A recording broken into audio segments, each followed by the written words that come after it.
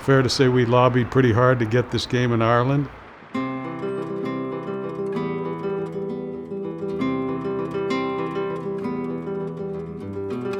It took a few years for it to happen, but I think even the league is a little surprised at the demand for tickets and the attention the game is getting, and so it's great that we're going to be able to be there and have our team there, and it's going to be a great time and a great event.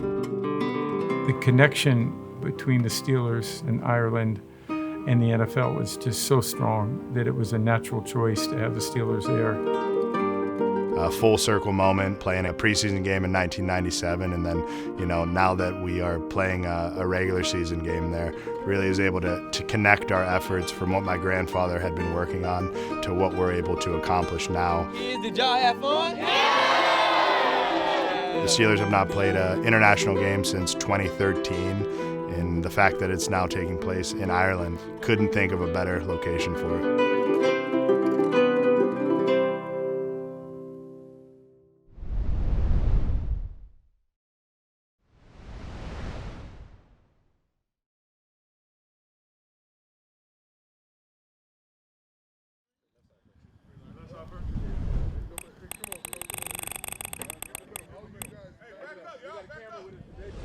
I think it's kind of funny, Wes. Like, a lot of our listeners have not seen Aaron Rodgers in a Steeler uniform or DK Metcalf. That's a great point.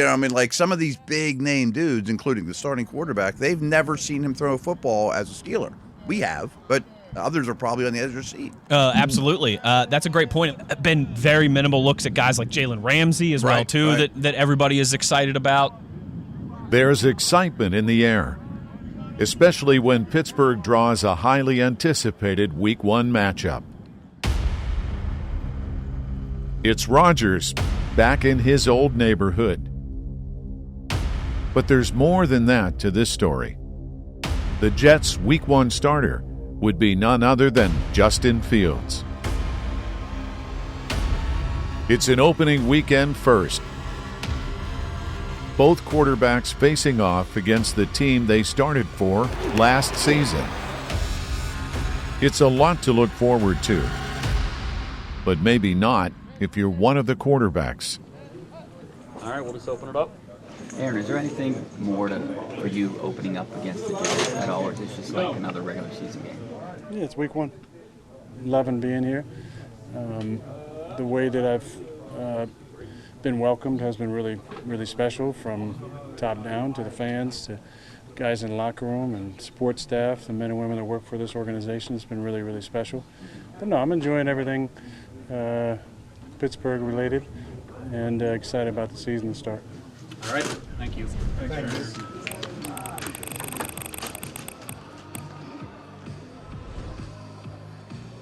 Aaron Rodgers going against his old team, the New York Jets. This is the day Steelers fans have been long anticipating. It's their first look at the 4-time NFL MVP.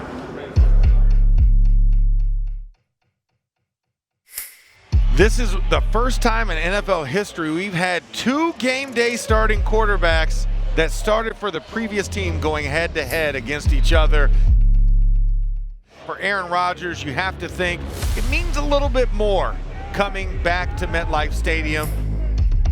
But I think this is one that we're all excited to see. Steeler Nation is going to be excited to see.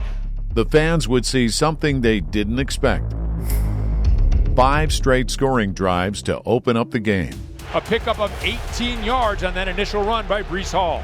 And that kick is drilled through. To the score, the Jets 3, the Steelers nothing.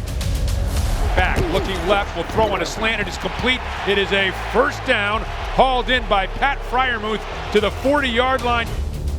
Floated out to the right. It's complete to Metcalf. Gets around a defender, down the sideline, barrels into Jets territory. 10th play of the drive. 2 receivers to the left, 1 to the right. Play action pass. Rodgers rolling. He fires underneath. Wide open is Skoranek, and Ben Skoranek is in for the score. Off play action, so got the linebacker's eyes on the backfield, and then obviously number 8 does what number 8 does and finds open guys. So it was a fun way to start the season. Great opening drive, and just got to keep building. The Steelers did not have a single opening drive touchdown last year. Not one. So you say they're 100% on the season. That's what we got on opening drives? Awesome. Love those numbers.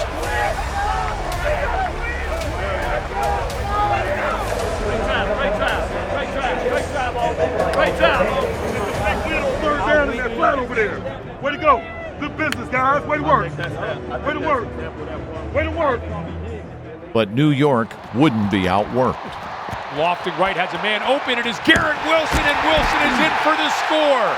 And the Jets have responded to the Steelers' touchdown drive with a touchdown of their own. And so it is a 9-7 Jets lead. Rodgers gestures, now settles back into the shotgun, gets a snap. Play action pass, thrown out quickly to Metcalf, makes the man miss. Crosses the 30, the 40, heads to the sideline, crosses midfield, and angles out of bounds near the 40-yard line. The great Chris Boswell from 56 yards out has given the Steelers the lead. Fields gets a snap, give to Allen. Allen, a gaping hole off the left side, down close to the end zone. No signal yet, he is in for the score, and the Jets have retaken the lead. Really, we just knew when we get back on the field, business as usual, go down, put points on the board, and when we took the field, everybody had that same mindset. Rodgers steps up, now will throw off his back foot. Wide open is Calvin Austin. Scoots up the right sideline into Jets territory. We got the coverage and the look we wanted. Was able to break out, pick up some yards after the catch. That one right there, he floated it around his right tackle and the defensive end, almost like when you see one of those fancy movies where the guy can like make the bullet curve around. That's what it looked like as he threw the ball around for the shot to Calvin Austin. Firing for Austin, and Austin makes a beautiful back shoulder grab down at the 3-yard line. DK was outside, cleared it out. I had a little wheel route. 8 put the ball in a position where it was up to me to make a play on it, and Coach Z, our receiver coach, tells us when the ball's in the air that we got to own it, and so I did just that. What a fantastic play. Now Smith in motion. He's going to get the pitch. On the jet sweep, get to the end zone, lunges forward. Touchdown, Pittsburgh Steelers. Jonnu Smith. That was a thing of beauty. Now, they will call that a forward pass, so technically is a passing touchdown. And, of course, who's figuring a tight end jet sweep? But Jonnu Smith, skillful enough to be a receiver, but with the body size of a tight end, is able to do those type of things. So great creativity by Arthur Smith. Big play. Way to play, man. Way to play. Welcome to Pittsburgh, sir. Way to go, Biggs. Way to go. The game was an offensive shootout in the first half.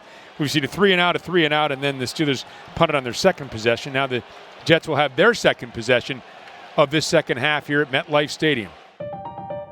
The early fireworks fizzled out, but the Jets would once again find their spark to extend their lead. Under some duress, now will float it underneath, has a man wide open, it's Wilson. Wilson is chased down as he angles towards the end zone.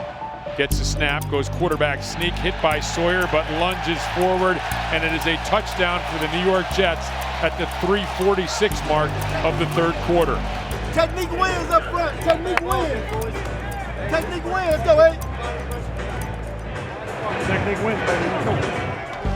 Looking pump fakes, now steps up, throws it, has a man wide open. It's Metcalf at the 30, out to the right, crosses the 20. You've got to end with a touchdown in this one. To not finish it off would be a travesty. Play action pass, looking, rolls out wide open is Jalen Warren. Touchdown, Pittsburgh Steelers. He trots into the end zone with no defenders in sight. Well, travesty averted, Rob. Indeed. We went on the field and we knew whether it's the defense or special teams, we got to get a turnover here. Danny talks about it all the time. Coach Tomlin talks about it. You know, we played 3 phases here in Pittsburgh, PA. There's no rule against getting a turnover in these moments as well, and it starts here with the kickoff return. Gibson takes it right between the hashes, lost the football. There it is, recovered by the Steelers. Ben Skoranek is on it. I think it may have been Gainwell who knocked it loose, and it's Skoranek who recovers. We ball search throughout the week, so, you know, it's just a great play by Kenny being able to get the ball out, and then, you know, I just try to always be around the ball, whether I'm making the tackle or making the play or whatever. So I saw the ball on the ground, and, you know, I had to pounce on that as soon as I saw it. And in that moment, the specialist kicks in, Now a forced fumble on top of a touchdown reception for the day for Skoranek. On the roster, when it says wide receiver, I'm kind of laugh because that's only a small part of what I do. Shout out Kenny Gainwell, my former Memphis teammate. He a football player, put Kenny on the field, he gonna make a play. And so, you know, boom, he made that play. We got all the momentum, crowd is hype. Listen, special teams needed to play. We got that. We need it. We need it. We got it. You know what I'm saying? And then 2 plays later. Play action pass, rolling to his right, fires off the back foot. Calvin Austin, touchdown, Pittsburgh Steelers. 4th of the day for Aaron Rodgers. See the corner flying down. I was like, oh yeah, this 6. Calvin Austin running a deep corner route. That was a thing of beauty. I thought it was gonna be a simple rollout, but to see how 8 just like, as soon as he saw it, he didn't have to set his feet or nothing. Like just how he can just throw it crazy arm angles. He just slung it out there, and it was a perfect play, perfect call, perfect execution.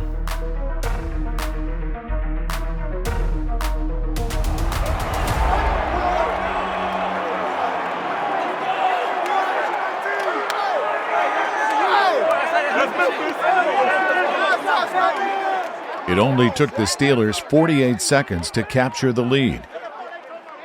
But for New York, they would go on a 12-play drive to soar back ahead. As he's able to jog into the end zone, and the Jets have retaken the lead. No Harmon, no Herbig in this game. Don't see Joey Porter Jr. out there right now. Deshaun Elliott has been injured. Malik Harrison now out of this game, and the Steelers desperately need a stop. Somebody could go down in the last drive or the first drive, and you got to be ready. We're not expecting any lack, any fall off. Like, you got to meet the expectations of what's going on out there on the field.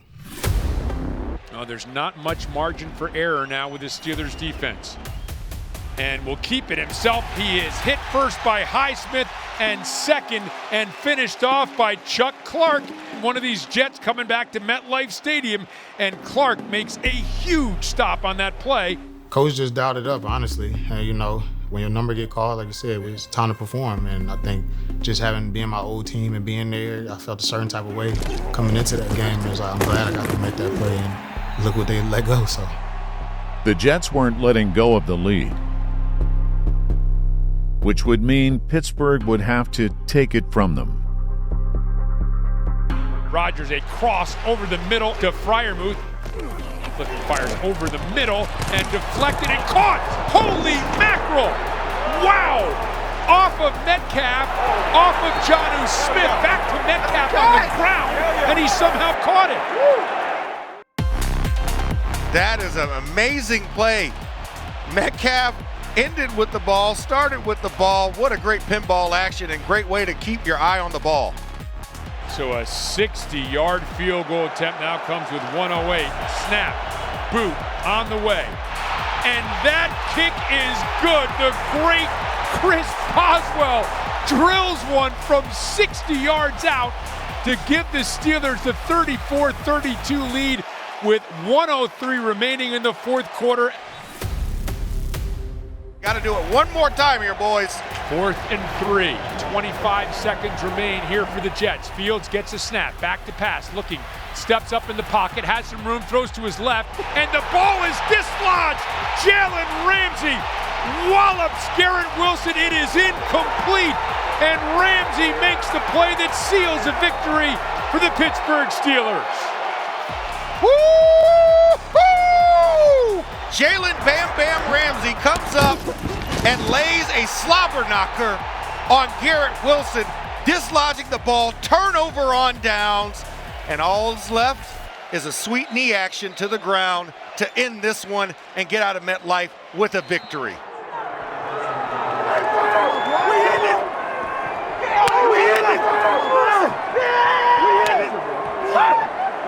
Man, it was a whale of a ball game to begin this season. That is the end of the game with the final score. The Steelers 34, the Jets 32.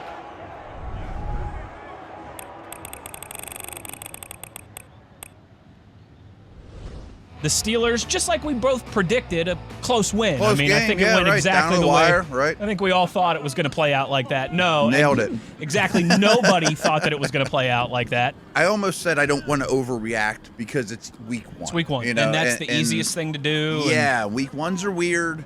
Even week 2s can be a little weird No sometimes. doubt, So no doubt. And it'd be a buckle hard in. game to prepare for. It's almost exactly what you want in a way. Yeah. There's positives to build off of. There's still plenty that you can harp on these guys about this week, but you're 1-0. No better way to start the season than putting a win in the record books. Ahead of the Week 4 game in Dublin, guard Mason McCormick would be researching a different text, one on his family history. So good morning, Mason. I'm Kaylee. Lovely to meet you from the Irish Family History Centre here at Epic. How are you this morning? I'm doing really good. Nice to meet you. Have you been over here before to Ireland? I have never. I'm excited to come out there soon. Good, good. Excited to see what we've found out about your family. Very excited. Yeah. Eager to learn. Super. The Epic Museum had myself go talk to my parents about some of my family history stuff and get some information. And we gave them a little bit of history that we had and had knowledge of. And the Epic Museum kind of took it and ran with it and brought a lot of stuff back to us. This is a small section of your family tree, and everybody up the top in the light green were all born in Ireland. So you have many Irish ancestors. So Patrick and Mary are your 4 times great-grandparents. And these 2 people are incredible. So starting with Patrick, your 4 times great-grandfather, he is a farmer here in Minnesota. He's only 35 years old, and he was born just as the Great Famine was starting in Ireland. He not only survived that, but he emigrated super young to the States, and then he became a farmer. So this is like the American dream come to life for this boy that it's incredible that he even made it out. Now, the McCormicks. So what do you know about your surname family so far? I really don't know a ton. That's why I was so excited to get to learn and see what it is. I have a lot more Irish heritage than I ever thought I did. I knew there was some stuff with the McCormick last name, but I didn't know to what extent. And it was super cool to be able to see all of that. We found that your McCormick line through another David McCormick, the names are the same over and over again, so just be ready for that. Through David McCormick, who is your 1, 2, 3 times great-grandfather, he's from County Fermanagh. And have you even heard of County Fermanagh before? I have not. You're not alone. That's super common because it is a really small, you'll see in a minute, it's a really small county. I would be fascinated if I was you to go to Fermanagh and spend a while asking around about the different McCormick families, because I know that sounds crazy, it's a whole county, but there's not that many distinct McCormick families in all of Fermanagh. Everyone in Fermanagh will know, in the big towns, oh no, we're this particular McCormick. We never had anyone who went to America. Whereas if you go down to, Jimmy McCormick, they all went to Illinois, et cetera, et cetera. So it's exciting. Do you know, has there ever been any meetups, or has anyone in your family ever dug out the old McCormick cousins? And Not that I'm aware of, Okay. but I'm sure some people would be open to going over and trying to figure it out. So I think it's cool to be able to go where I have some ancestors and play in that area. It'll be cool to kind of see where my family members were. It'll be a homecoming event in Ireland for McCormick. But in Pittsburgh, for the second week in a row, it would be a current Steeler facing their former team. Missy, another, Steeler facing his former team storyline this Sunday. It's DK Metcalf will line up against his former team here in just week number 2. He's downplayed it. He said all the right things this week, as I think we would expect him to. Just like Aaron last week, it's almost like the NFL knew what they were doing when they set the schedule. But his first NFL touchdown was actually in Pittsburgh. That would have been his rookie season. So hopefully his first touchdown as a Steeler will also be in the same spot, since we didn't get a chance to see him in the end zone week 1. I think it's a very dangerous game for the Steelers. Very. Oh, absolutely. I mean, like you said, if you get a bounce or two that doesn't go your way, I don't know. I think it's going to be a really good game. I do too. I think it's going to be, regardless of how it plays out, I think it's going to be another close one, just like we saw this past Sunday.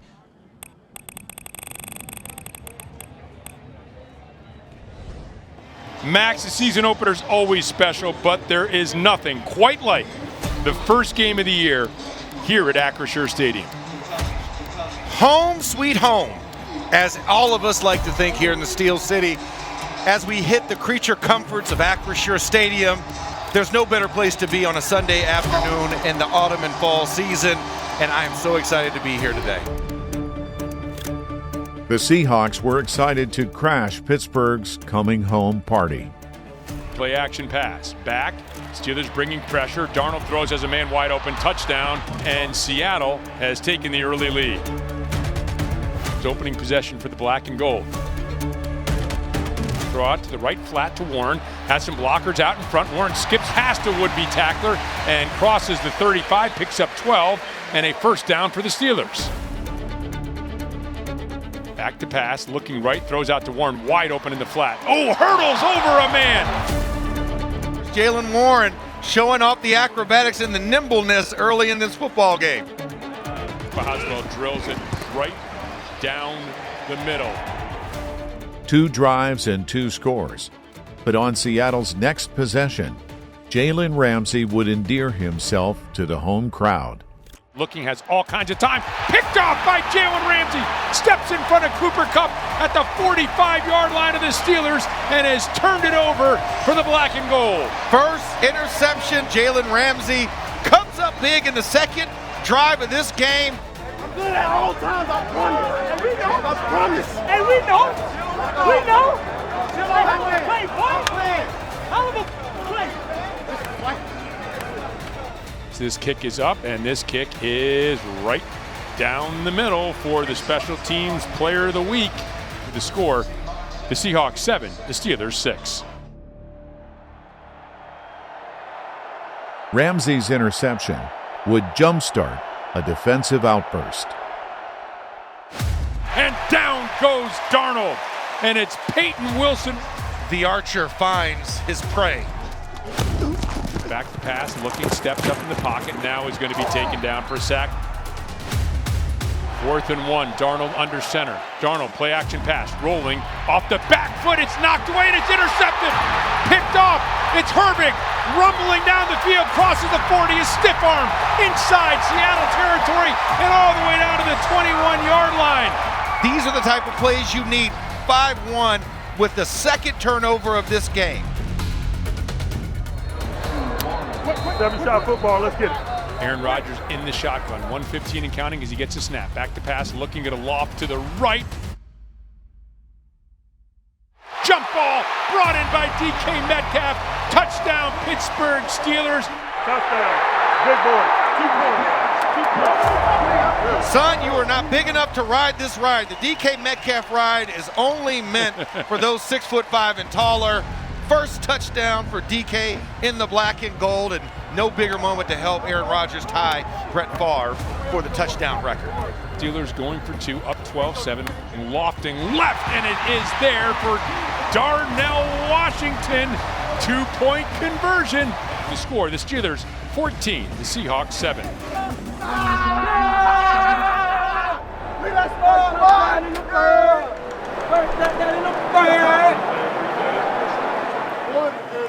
First one of my career. That's going to the trophy case, dog. It's because I watched that interview. My first interception ball right here.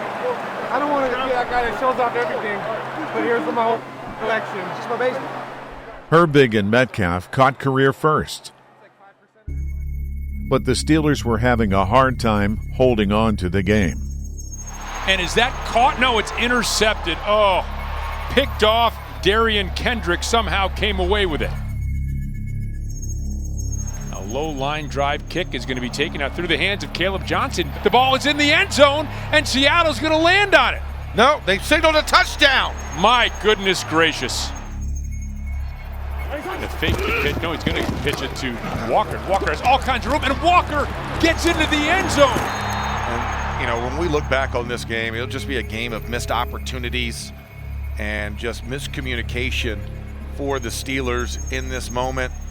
You know, the joy that you had a week ago, flipped on its head this week for the home opener. But once again, it's just one game, for this team. This is one you got to take on the chin, but you got to get right back in the saddle come Monday and get ready for your next opponent, which is the New England Patriots in Foxborough. I still got the picture of you and my daughter. Thank you for everything you did for me and my family. Stay that same dude now. I know where you're from. Stay the same dude. Good to see you. Same here now. Yes, wouldn't be here without you and everything. Look up to you and all that. So you're doing your thing, bro. I love you, brother. You already know. I'm gonna hit you. Yes, sir.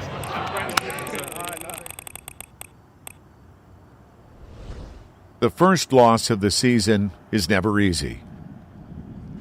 But now it's at least out of the way. After all, there is never time to dwell in the NFL.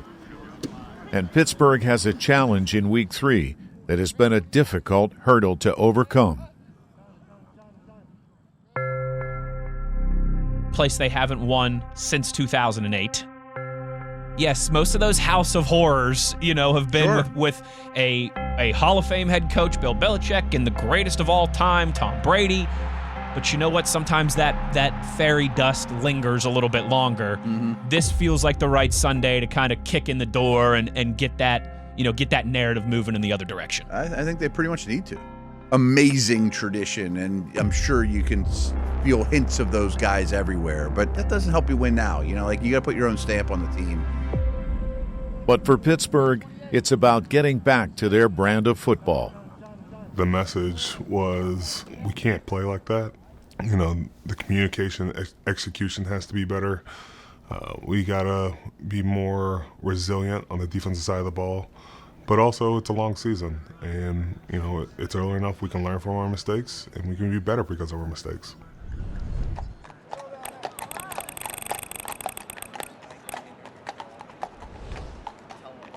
Hey, let's go, man. Ain't too much need to be said. The standard is the standard. Like Chuck said last night, us as a D-line, us as a defense, we ain't been playing up to that standard. Today, we got to show something. Bring your hard hat, your lunchbox, and let's go to work, man. Gang on the set, gang.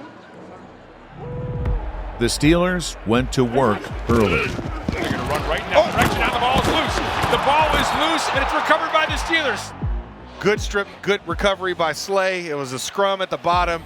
Steelers get the ball near midfield. This is a good sign. Good omen, Kinger. Hey, great job. Great job right there. Again, our energy, is going to be required, to turn this to a flicker and a flame. So keep going what we got to get done. Hey, me. On the flip side of it, our offense actually had points off of those turnovers, which were very key in this game. The Steelers have the ball in Patriots territory on their opening drive. Throw out quickly to Metcalf. He's got those big blockers in front and straight down the left sideline. Warren off the left side finds a gaping hole and picks up first down yardage as he will rumble for 10 yards off the left side. Nice little steady diet of Jalen Warren here. And they are keeping the pressure on this New England defense. The pitch to Gainwell sprinting, and he is in for the score. Kenneth Gainwell, touchdown Steelers. An impressive opening drive set up by the fumble recovery. Welcome, Mr. Gainwell, to the touchdown club here for the Pittsburgh Steelers. Great job. Hey, one more. Good work, baby. Pittsburgh continued to apply pressure to the Patriots. Under duress, and down he goes. Derek Harmon. Welcome, big fella, to the NFL. You let that big land mammal go. Hey, young man. Gainwell starts left, bounces it to the outside to the right, and is going to pick up solid yardage. Rodgers over the middle of the field. It is complete. Jonnu Smith down to the 30-yard line. Another explosive play. Here's three receivers to the left, one to the right. Snap, loft, end zone. DK Metcalf along the right sideline. Touchdown, Pittsburgh Steelers. You're not tall enough to ride that ride, okay? Beautifully executed pass right down the sideline. Double toe tap, and we have a TD and another score for this Steelers squad. 2 for 2 on drives. And that is touchdown pass number 509 for Aaron Rodgers. He has surpassed Brett Favre on the touchdown passing list for 4th all-time, behind only Brady, Breeze, and Manning. Yes, sir. New England would need an offensive revolution to chip away at the 14-point deficit. Oh, boy, he left Hunter Henry wide open, and Henry scores a touchdown. Easy pitch and catch on a play-action pass. 3rd and 10. May throws out to the right flat. Stevenson is wide open. Crosses the 30, the 35, the 40, and out to the 48-yard line. Then it's complete to Hunter Henry, and now the Patriots, all kinds of time, all 3 timeouts remaining. 3rd and goal from the 3. Fires toward the end zone, intercepted. Brandon Echols comes away with the INT for the Steelers. And Cam Hayward tipped the ball. Brandon Echols playing trail coverage, just jumps up and catches it, takes a knee in the back line of the end zone, and Steelers avoided the touchdown. You know how big that is?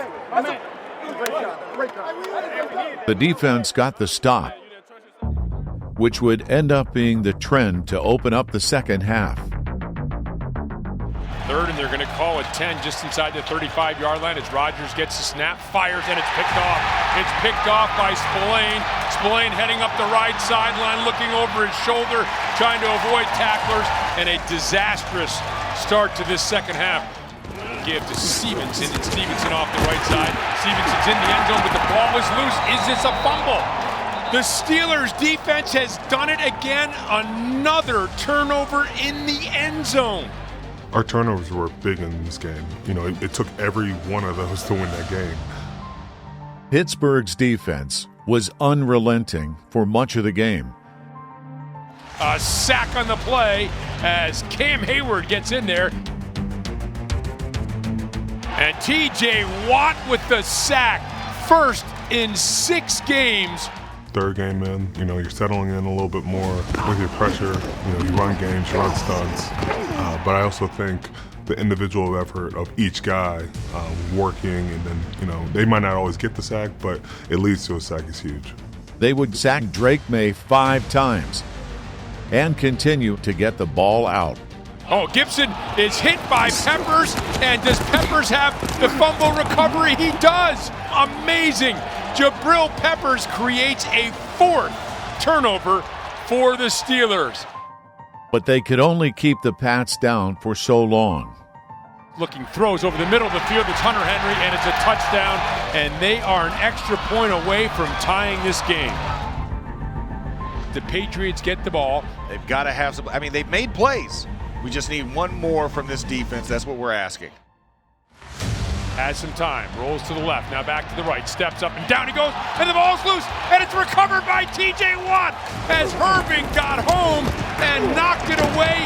A 5th turnover created by the Steelers defense. Just when you think they are out of it, they come back and they do something spectacular. It don't matter, we got the ball back. That's all that matters. Execute, baby, it's a fight, let's fight. Here we go, right now. I think if you can look at anything from these 3 games, you can say we make plays in critical moments. A huge break with the ball at the 38-yard line of the Steelers in a tie ball game. Rodgers throws over the middle of the field, complete on a quick slant.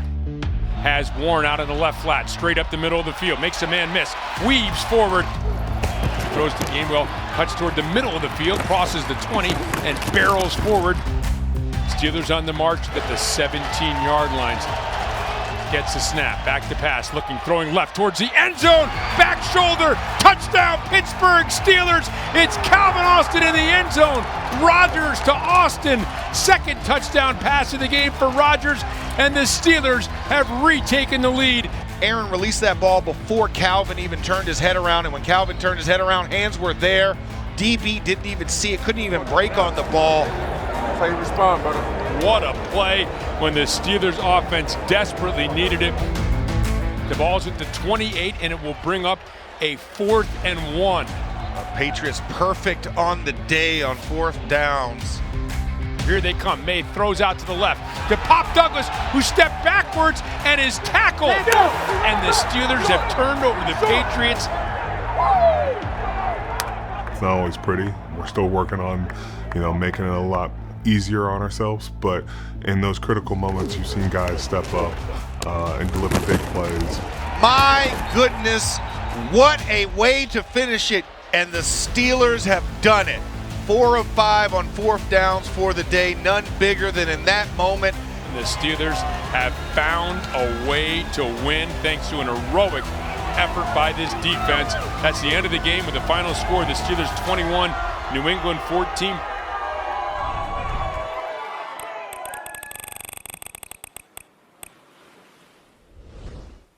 Pittsburgh got back on the right path.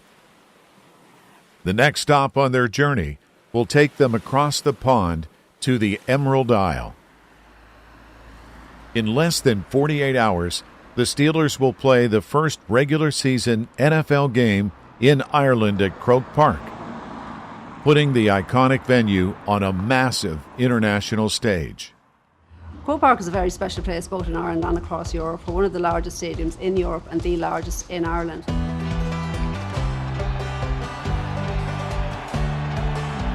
We hold a very special place in the heart of Irish people, with the headquarters for our national sports of hurling and Gaelic football. And it's where we come together to celebrate both club and county, both in championship and league games. Croke Park plays a major part in Irish history and has done down through the years.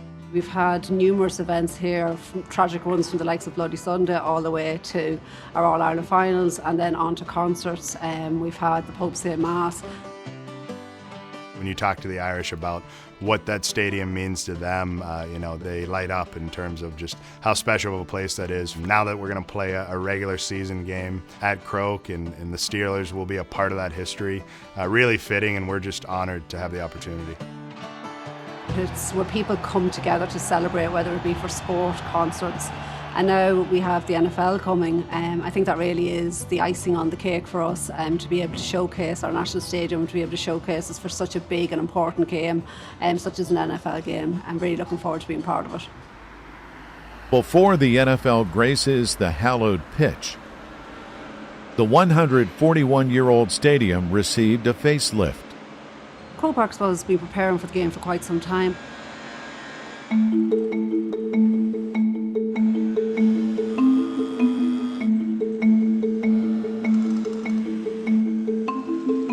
Some of the biggest things we've had to do is we've relaid our pitch after the Robbie Williams concert. The locker rooms have been upgraded and expanded to accommodate an NFL team. An NFL team has a much larger panel than we would have on a GAA team, and equally the players themselves physically are larger. So we've expanded, upgraded and put a lot of effort into ensuring that when the players come over that they have a real authentic NFL experience in the locker room. I suppose the most notable change is Hill 16. The Hill 16 is normally a terrace for our games, and we're now installing seating there, which means the capacity on the hill will go down by approximately 50%, but it does mean that everyone in the stadium on the day gets to sit back and enjoy what's taking place on the field. The Dublin game is extremely important both to Croke Park and to the city of Dublin. I think it gives us an opportunity to showcase what we can do citywide, but especially for us here in the stadium, we take great pride in what we do on a day-to-day basis, on a match-to-match, week-to-week, and we're really relishing in the moment and looking forward to showing the world what we can do. The venue is set. Now, after months of preparation for the team's arrival in the country, the plan can be put in motion. Well, we're trying to treat it as much like a normal road trip for our guys as possible, just to keep things familiar and try to keep them in an environment in which their sole focus is the outcome of the game. As Coach Tomlin liked to say, it's a business trip and our business is winning. But admittedly, while doing that, it is obviously different than a normal road trip. The flight duration isn't too much further than if we were going to go to Seattle or Los Angeles. However, it's just a lot more intensive of a process logistically because we have to get everyone a passport, make sure that if they do have a passport already, it's up to date. And then obviously the other big change here compared to a normal road trip, even talking about a West Coast one, is just the time change. Whereas as opposed to a maximum 3-hour difference here in the United States, we're going to be 5 hours ahead. And so especially as an East Coast team, we're not used to being ahead of our normal Eastern time. If anything, we go back in time going west. So it's just trying to make sure that we have the right schedule and the right supplements and nutrition for these guys to be able to maximize their sleep both on the trip there, while they're there, and then obviously on the way home, because although we do have the bye week coming back after, we want to make sure these guys are ready to hit the ground running when we get back. Road game domestically is going to be a little bit different than it is we're going international. The term carne comes into mind, so to catalog everything we do, and everything that's in our trunks that involves customs numbers and weights and values that customs require going overseas. The NFL being the main sponsor of this game, they provide us with some field equipment, so we don't have to really pack as much, blocking dummies and footballs and step overs that we would do on like a normal practice day. Another thing we have to kind of account for now is, now we have 2 practices on top of just having a regular game. So that involves packing another practice loop for the players and anything else that needs to go in that bag, extra gloves, extra clothes in general for these guys. They're going to be over there for 2 extra days compared to just 1 that we usually do domestically. There's also another aspect that's at our disposal is shipping things beforehand for them to be there when we land. So working with our nutrition and our athletic training, they're able to send over, a lot of stuff that we would need once we're on the ground ahead of time. So when we arrive, that stuff's going to be already there waiting for us. And that stuff will obviously return later on. Thursday, we're realistically going to treat the morning kind of like we would a normal day here, where we're going to get some work in on the field, we're going to get some work in meetings, and then guys are going to have a little bit of time off until they report to the airport. And then from that point, we're having an overnight flight. It will land Friday morning in Ireland. So it's just that kind of idea of try to get them through a full day here, try to maximize the amount of work we have here in a setup where they're familiar. It's still a normal week for us. We hit the ground running after practice, packing player bags and getting them on the truck. At this point, we've already sent over, 2 trucks worth of equipment to be loaded onto the pallets at the airport. So that way, that second truck after practice, we can kind of just get all the player bag stuff and anything like the last minute items. They can be sent over while our buses are, en route to the airport. The thing with this too, at the end of the day, it's a game. Any game day, it's the same process. From the time you wake up to the time you go to bed at night, it's a game, it's important. We need to make sure that we win at the end of the day. So that's the mindset we have going over there. We're going to treat this as a normal game, with just a few extra steps along the way.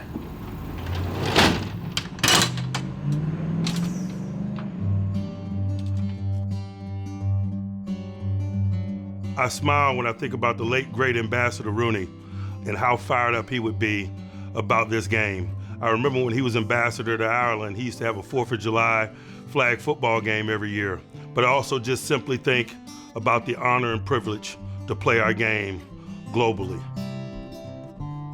It is our hottest ticket by far of our international games and maybe of the season.